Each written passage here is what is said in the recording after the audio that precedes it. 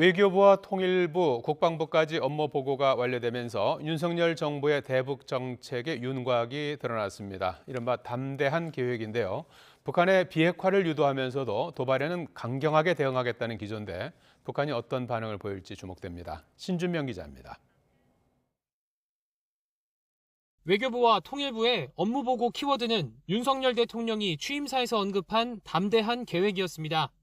북한이 핵 개발을 중단하고 실질적인 비핵화로 전환하면 이에 상응하는 경제협력과 안전보장 조치를 지원하겠다는 겁니다. 북한의 실질적인 비핵화와 남북관계의 정상적이고 근본적인 발전을 이끌어내기 위한 담대한 계획을 수립하여 실행에 옮겨나갈 것입니다. 북한이 비핵화에 나서기 전이라도 인도적 지원의 경우는 정치, 군사적인 고려 없이 추진하고 언론과 출판, 방송을 단계적으로 개방하는 등 단절된 남북교류를 재개하고 민족 동질성을 회복하는 방안도 제시했습니다.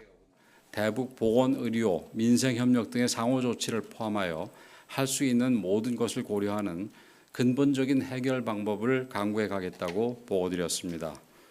그러면서도 군은 힘에 의한 평화 기조를 강조했습니다.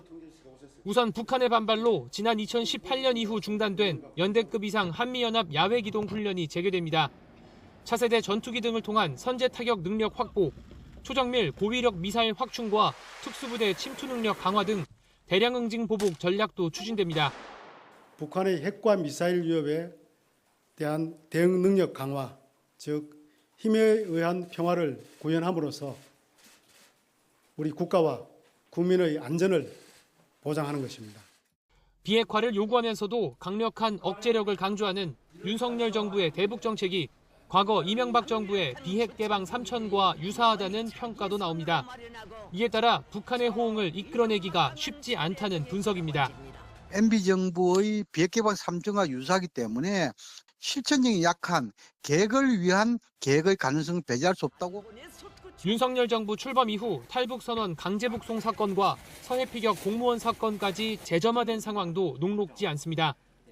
다만 윤 대통령이 현실성 있는 방안을 더 촘촘히 준비하라고 밝혀 담대한 계획이 완성되기까지는 좀 더 시간이 걸릴 것으로 관측됩니다. YTN 신준명입니다.